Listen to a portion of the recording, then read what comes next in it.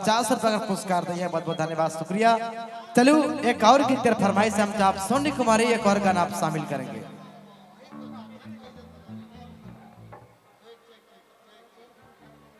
जरूर।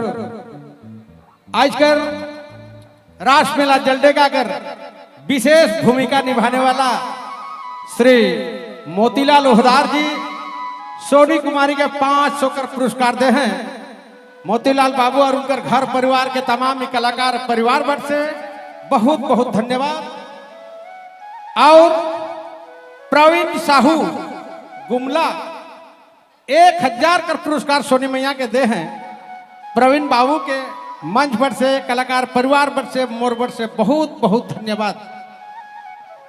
गणेश सिंह लाता पानी 50 रुपया कर पुरस्कार दे हैं। गणेश बाबू के भी बहुत बहुत धन्यवाद है। और सोनी जी के पुनः यह लिखे रसकिर्रा ठेठ हमर मोतीलाल बाबू कर फरमाइश है और एक गाना कर लागिन हम उनकर फरमाइश के पूरा करे के लिए प्रयास करब। हेलो आभास इदवार जलडेगा उनकर तरफ से भी सोनी कुमारी के 500 रुपए का पुरस्कार मिले। आभास जी के उनके बहुत बहुत धन्यवाद।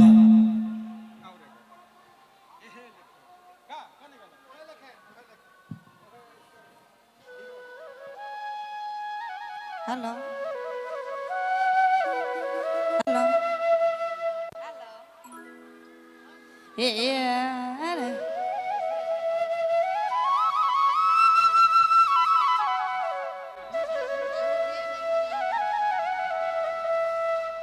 Hello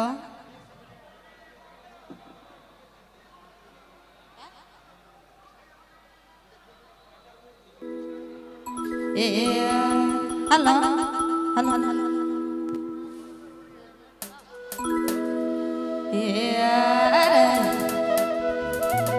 hello